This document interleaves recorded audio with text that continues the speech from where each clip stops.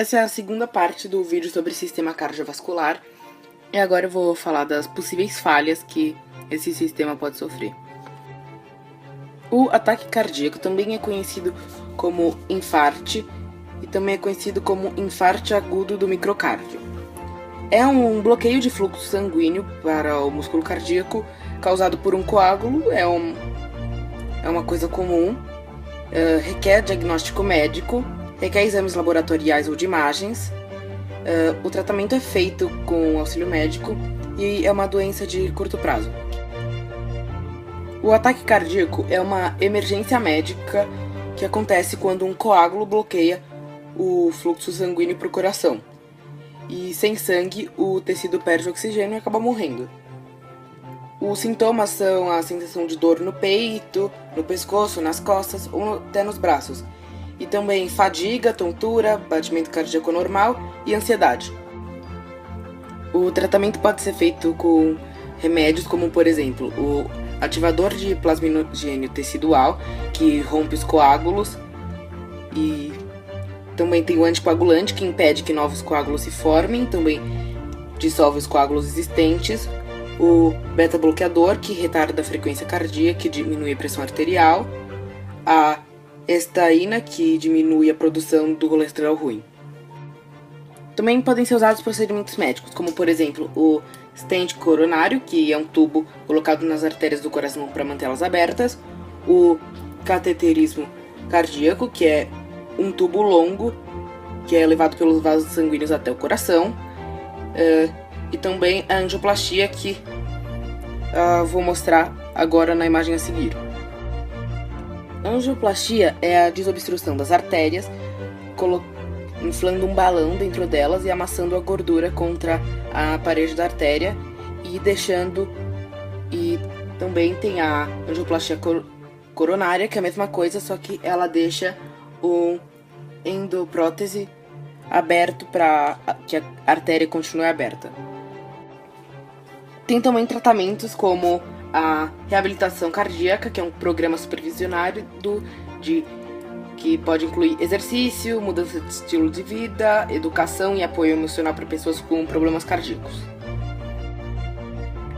E também, os especialistas que trabalham nessa área são o cardiologista, que é um especialista em coração, o clínico geral, que previne, diagnostica e trata doenças no geral, e também o médico de emergência, que trabalha no setor emergencial, como é o caso do ataque cardíaco. E lembrando que essa é uma doença grave.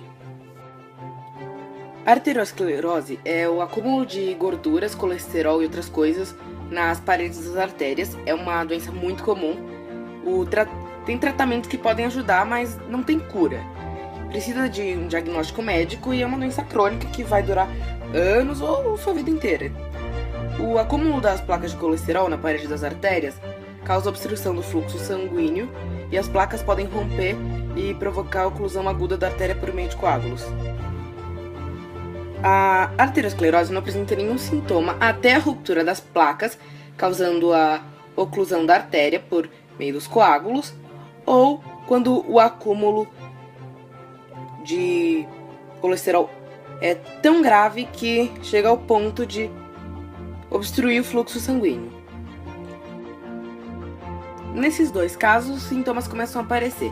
E esses sintomas podem ser dor no peito, também tem algumas dores circunstanciais como na perna durante uma atividade física, e também, olha o seguinte, ataque cardíaco, derrame cerebral, falta de ar, impotência sexual, má cicatrização de feridas e mini derrames. Para ter uma noção de como o negócio é sério, dos últimos 6 sintomas que eu falei, 3 são considerados doença e 2 são considerados doenças muito graves e das que mais matam no mundo, para você ver como a arteriosclerose é uma coisa realmente séria. Mas e aí, como é que dá para se cuidar? Você pode ter uma dieta cardioprotetora que vai aumentar as frutas, legumes, carnes brancas e peixes. Também você tem que cortar da sua dieta gordura, óleo, carne vermelha e também é bom se fazer um programa de exercícios físicos supervisionados por um profissional de saúde. Exercício físico também ajuda, tem que ser uma atividade aeróbica, ou seja, como eu falei lá no sistema respiratório, que não vá usar muito os músculos. E você tem que fazer isso durante uns 20, 30 minutos, 5 dias por semana, e evite usar o grupo muscular onde está lesionado. Outra maneira de se cuidar também é a perda de peso, que melhora a condição cardiovascular e reduz o risco de complicações relacionadas à obesidade. Sobre os remédios, podem ser usados os medicamentos cardíacos, que ajudam a reduzir a dor e a pressão no peito causadas pelos bloqueios das artérias no coração. Também os medicamentos para colesterol, que reduzem os níveis de colesterol ruim no sangue ou aumentam os níveis de colesterol bom. E também o anticoagulante e a estatina. Podem ser realizados alguns procedimentos médicos, como por exemplo o stent coronário, a angioplastia coronária ou a angioplastia.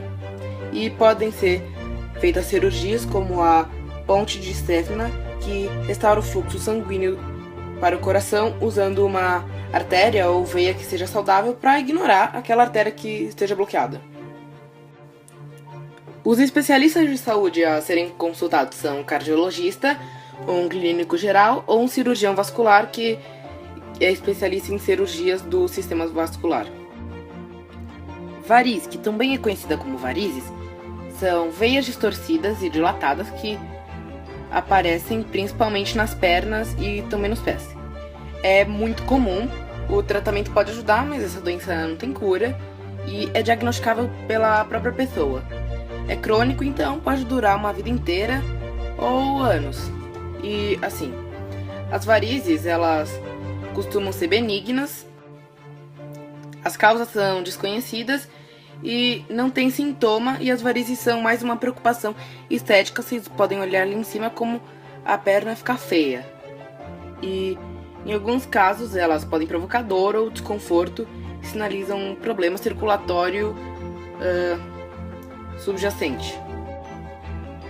A própria pessoa pode acabar tratando, em alguns casos, com meios de compressão, exercícios físicos e alguns procedimentos para fechar ou romper as veias.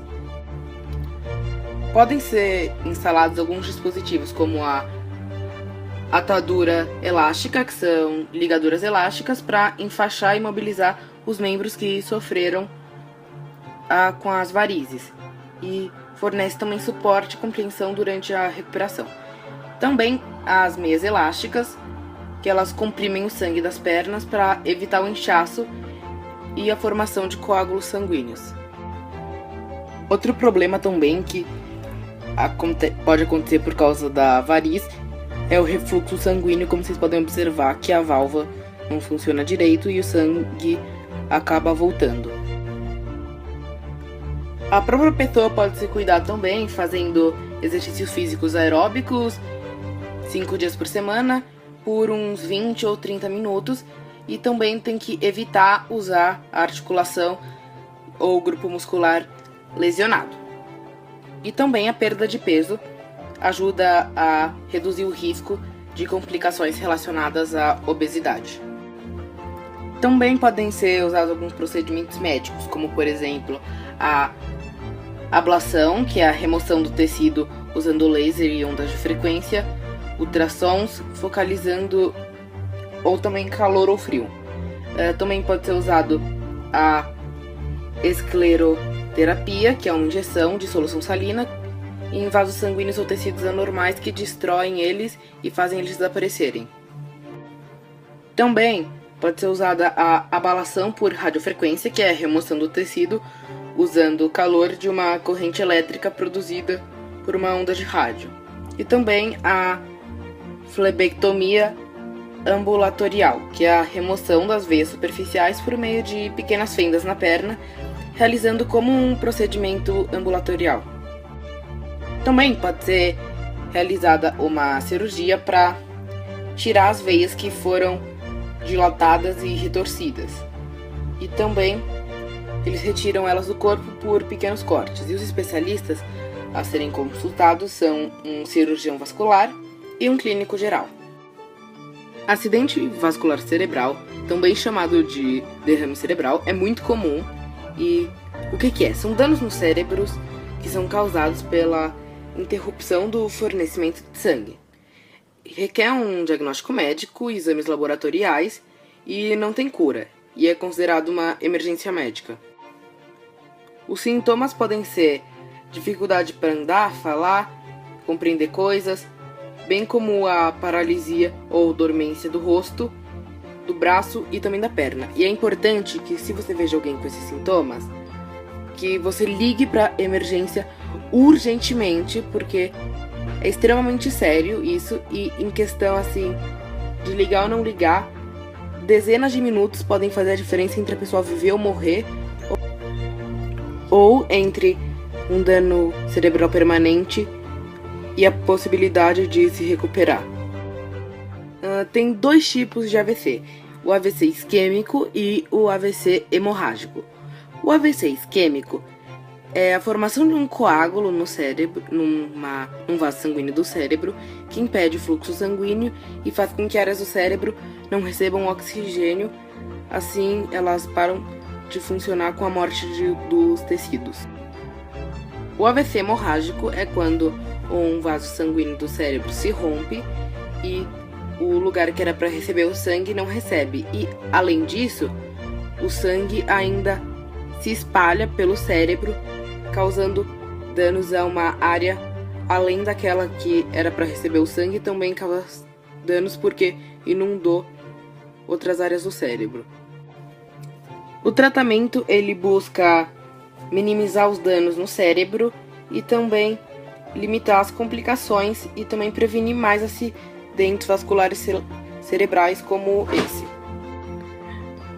Podem ser usados como medicamentos o ativador do plasmiogênio tecidual, que rompe coágulos que estão bloqueando o fluxo sanguíneo, e também pode ser usado o anticoagulante, a estatina, os antihipertensivos, que reduzem a pressão arterial, e o inibidor de ECA, que relaxa os vasos sanguíneos, reduz a pressão e previne mais danos. Ainda sobre o inibidor de ECA, ele previne danos nos rins relacionados ao diabetes. Cuidados médicos também podem ser tomados, como por exemplo o monitoramento cardíaco, que tem o uso de um dispositivo eletrônico para monitorar a frequência e o ritmo cardíaco, e pode ser feito no hospital ou em casa. Também pode ser feita uma cirurgia chamada de endarterectomia de carótida, que é a remoção cirúrgica da formação de placas na artéria carótida, que, como eu já falei, ficam localizadas no pescoço.